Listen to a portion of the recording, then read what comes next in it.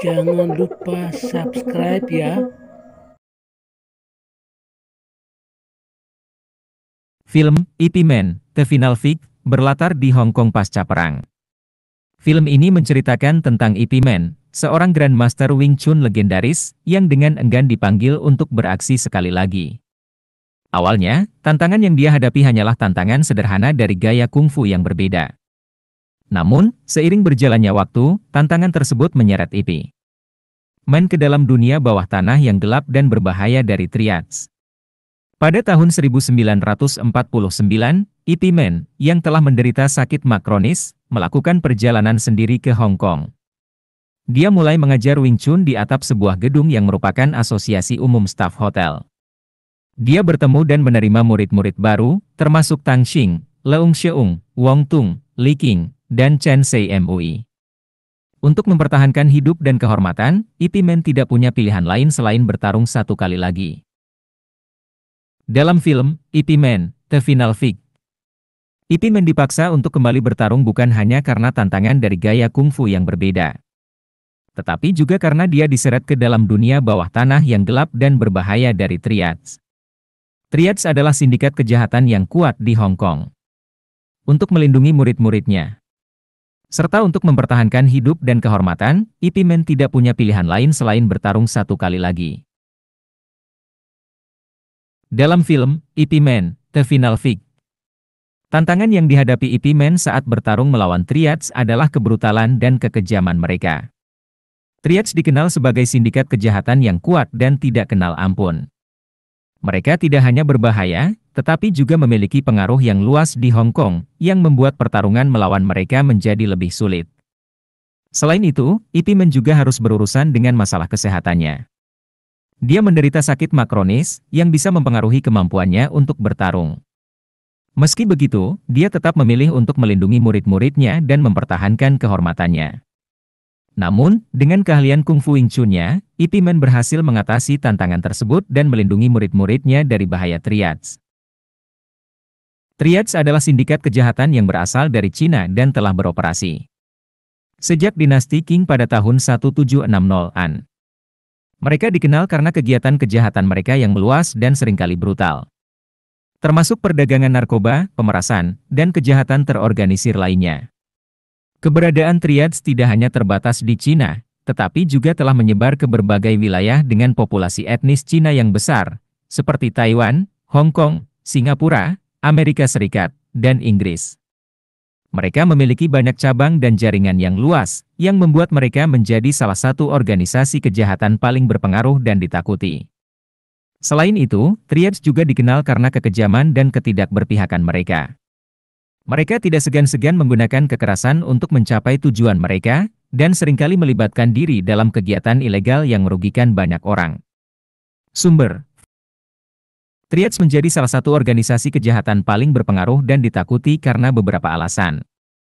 1. Jaringan yang luas. Triads memiliki banyak cabang dan jaringan yang luas. Tidak hanya di Cina tetapi juga di berbagai wilayah lainnya dengan populasi etnis Cina yang besar. Dengan jaringan yang luas ini, mereka dapat melakukan berbagai operasi kejahatan di berbagai tempat secara bersamaan. 2. Keterlibatan dalam berbagai jenis kejahatan. Triads terlibat dalam berbagai jenis kejahatan, termasuk perdagangan narkoba, pemerasan, pencucian uang, dan kejahatan terorganisir lainnya. Dengan berbagai jenis kejahatan ini, mereka dapat menghasilkan pendapatan yang besar yang digunakan untuk memperluas operasi mereka. 3. Penggunaan kekerasan. Triads dikenal karena kekejaman dan ketidakberpihakan mereka. Mereka tidak segan-segan menggunakan kekerasan untuk mencapai tujuan mereka, yang membuat banyak orang takut kepada mereka. 4. Korupsi dan pengaruh politik. Triads juga dikenal karena kemampuan mereka untuk merusak sistem hukum dan politik. Mereka seringkali memiliki hubungan dengan pejabat pemerintah dan penegak hukum, yang memungkinkan mereka untuk menghindari hukuman dan melanjutkan operasi mereka. 5. Kode rahasia dan ritual. Triads memiliki kode rahasia dan ritual mereka sendiri, yang membuat mereka sulit untuk ditembus oleh penegak hukum. Ini juga menciptakan ikatan kuat antara anggota, yang memperkuat organisasi mereka. Semua faktor ini berkontribusi terhadap kekuatan dan pengaruh triads, membuat mereka menjadi salah satu organisasi kejahatan paling ditakuti di dunia. Penegak hukum menghadapi tantangan yang kompleks saat melawan triads. Tetapi ada beberapa langkah yang dapat diambil untuk mengatasi mereka. 1. Penguatan hukum dan penegakan hukum. Pemerintah perlu memperkuat undang-undang yang menargetkan aktivitas triads dan memberikan sanksi yang tegas kepada para pelaku kejahatan. Penegakan hukum yang ketat dan efektif juga diperlukan untuk memastikan bahwa para pelaku kejahatan ditangkap dan diadili dengan adil.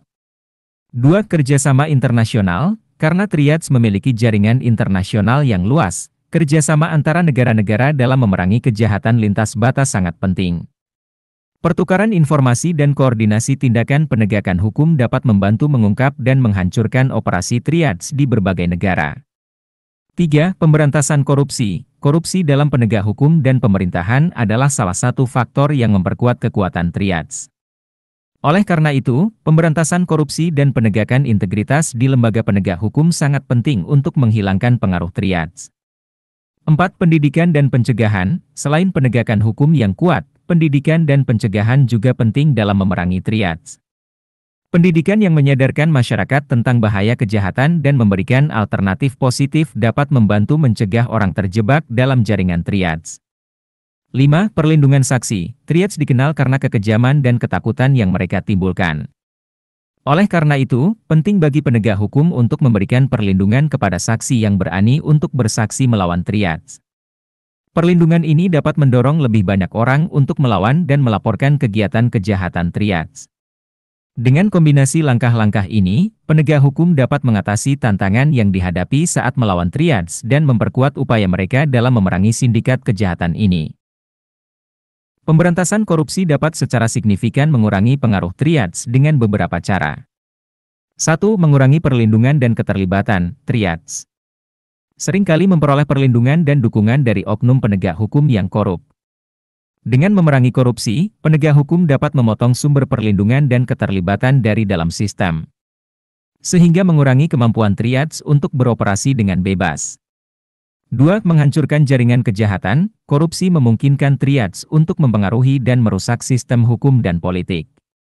Dengan memerangi korupsi, penegak hukum dapat menghancurkan jaringan kejahatan yang melibatkan triads, termasuk hubungan dengan pejabat pemerintah, polisi, atau aparat penegak hukum lainnya. 3. Meningkatkan kepercayaan masyarakat. Korupsi menciptakan ketidakpercayaan masyarakat terhadap lembaga penegak hukum dan pemerintah.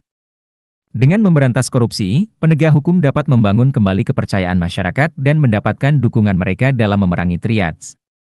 Masyarakat akan merasa lebih aman dan percaya bahwa penegak hukum akan bertindak adil dan tegas terhadap kejahatan. 4. Mengurangi sumber keuangan. Korupsi memungkinkan triads untuk melakukan kegiatan ilegal dan mendapatkan keuntungan yang besar.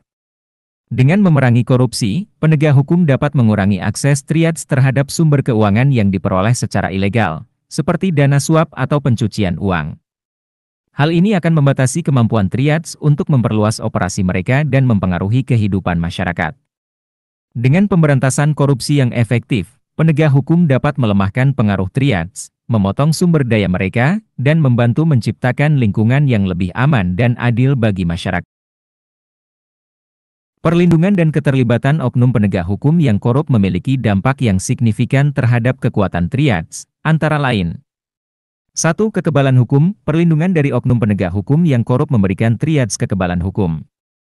Mereka dapat melakukan kegiatan kejahatan tanpa takut ditangkap atau diadili secara adil. Hal ini memungkinkan triads untuk beroperasi dengan bebas dan meluas, menguatkan kekuatan mereka sebagai sindikat kejahatan. 2. Pengaruh politik. Keterlibatan oknum penegak hukum yang korup dalam kegiatan triads juga memberikan pengaruh politik yang kuat kepada mereka. Mereka dapat memanipulasi sistem politik dan melindungi kepentingan triads, baik melalui pemalsuan bukti, menghalangi penyelidikan, atau memberikan informasi rahasia kepada sindikat kejahatan tersebut. Hal ini memperkuat posisi dan pengaruh triads dalam lingkungan politik. 3. Ketakutan dan intimidasi. Perlindungan dari oknum penegak hukum yang korup membuat triads dapat menggunakan taktik intimidasi dan kekerasan tanpa rasa takut. Mereka dapat mengancam atau melukai orang yang berani melaporkan kegiatan mereka kepada penegak hukum. Ketakutan ini membuat banyak orang enggan untuk bersaksi atau bekerja sama dengan penegak hukum dalam memerangi triads. 4. Pengaruh dalam sistem hukum, keterlibatan oknum penegak hukum yang korup mempengaruhi sistem hukum secara keseluruhan. Mereka dapat mempengaruhi proses penyelidikan, mempengaruhi hasil persidangan, atau bahkan melindungi anggota triads dari hukuman yang pantas. Hal ini menciptakan ketidakpercayaan masyarakat terhadap sistem hukum dan memperkuat posisi triads dalam melanggar hukum. Dengan demikian, perlindungan dan keterlibatan oknum penegak hukum yang korup memberikan kekuatan dan keuntungan kepada triads, memperkuat posisi mereka sebagai sindikat kejahatan yang sulit dihentikan oleh penegak hukum yang jujur dan triads menggunakan berbagai taktik intimidasi untuk menekan orang yang melaporkan kegiatan mereka kepada penegak hukum. Beberapa taktik yang umum digunakan adalah 1. Ancaman kekerasan. Triads dapat mengancam dengan kekerasan fisik terhadap orang yang melaporkan kegiatan mereka. Mereka dapat mengirim pesan ancaman, mengintimidasi secara langsung, atau bahkan melakukan serangan fisik sebagai peringatan kepada individu tersebut. 2. Penguntitan. Triads dapat melakukan penguntitan atau pemantauan terhadap orang yang melaporkan kegiatan mereka. Mereka mengumpulkan informasi pribadi dan mengawasi aktivitas target dengan tujuan mengintimidasi dan menciptakan rasa takut. 3. Pemerasan. Triads dapat menggunakan pemerasan sebagai taktik intimidasi. Mereka dapat mengancam untuk merugikan finansial, merusak reputasi, atau melukai orang-orang terdekat individu yang melaporkan kegiatan mereka. Pemerasan ini bertujuan untuk memaksa orang tersebut untuk menarik laporan atau menutup mulut mereka. 4. Serangan terhadap keluarga. Triads tidak ragu untuk menargetkan keluarga dan orang-orang terdekat dari individu yang melaporkan kegiatan mereka. Mereka dapat mengancam atau menyakiti anggota keluarga sebagai upaya untuk membungkam dan menghentikan individu tersebut. 5. Penghancuran reputasi. Triads dapat menggunakan taktik penghancuran reputasi untuk mengintimidasi individu yang melaporkan kegiatan mereka. Mereka dapat menyebarkan rumor, memfitnah, atau menggunakan media sosial untuk mencemarkan nama baik individu tersebut, dengan harapan akan mengurangi kepercayaan. Saudara-saudara, sekian dan terima kasih. Dan jangan lupa subscribe.